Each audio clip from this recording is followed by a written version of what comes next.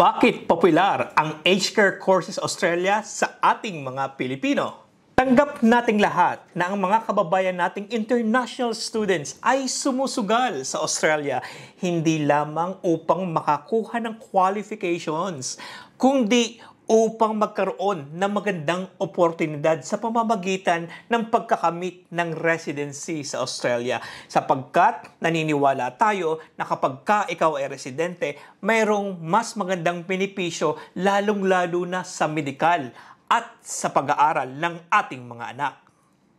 Narito ang 5 dahilan kung bakit popular ang H-Care Courses sa Australia sa ating mga Pilipino.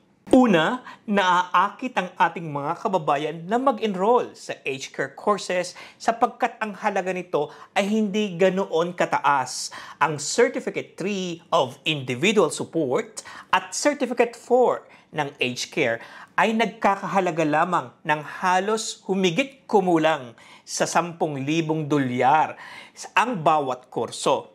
At ang ibang mga eskwelahan ay nag-o-offer ng installment plan nang naaayon sa kakayahan ng ating mga kababayang international students. Kaya naman, ang ating mga kababayan ay kinukuha ang ganitong mga payment plan.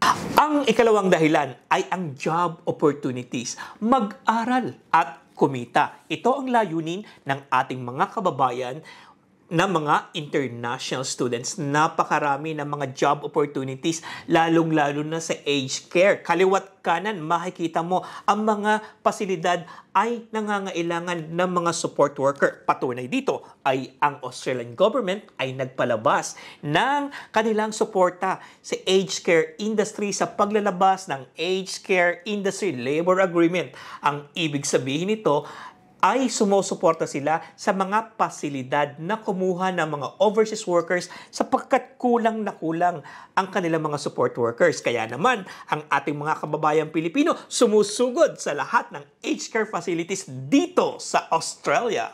Ang ikatlo ay ang pagkakaroon ng mataas na sahod. Ayon sa Fair Work Australia, hindi bababa sa 21.38 Australian dollars per hour o katumbas na 780 pesos kada oras. Ulit ko, hindi bababa ang kanilang sahod sa 780 pesos kada oras. So maaari pang tumaas ang kanilang sahod ayon sa rate ng facility na kanilang pinagtatrabahuhan. Makakakuha ang ating mga kababayang international students ng permanent part-time na lagi naman lang hinahanap sa Australia. Sila ay magtatrabaho tuwing weekend at nag-aaral tuwing weekdays. Ang pag-aaral sa Australia, tatandaan ninyo, ay hindi araw-araw. Ito ay nangyayari lamang sa 2 o 3 beses isang linggo. Ang ikaapat naman ay ang pathway to residency. Inanunsyo ng Australian government ang kanilang suporta sa aged care facilities at sa mga aged care workers na magkakaroon ito ng permanent residency pathway. Paano po ito? Kung ang ating aged care worker ay nagtatrabaho na sa mga aged care facility na sa loob ng 2 o 3 taon at naghahawak sila ng working visa, mayroon silang transition sa permanent residency sa visa ng subclass 186 permanent residency at pwedeng isama ang kanyang pamilya dito sa permanent residency. Ang karagdagang dahilan ng mga medical professionals katulad ng mga nurses, ginagamit nila ang aged care course bilang migration strategy.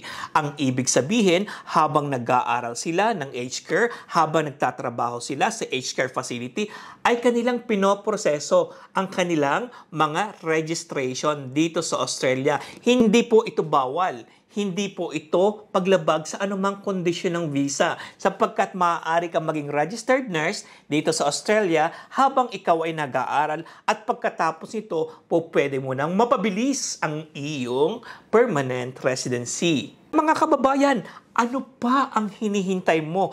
Tumawag na at magpa-register sa ating International Expo na magaganap sa March 30, Tower Plaza, alas 2 ng hapon. Malapit po ito sa Emirates Tower Station, Abu Dhabi side. Tumawag o mag-WhatsApp sa 0502 0502-811-608. Inuulit ko po, 0502-811-608. Kay RPS, sulit ang visa mo.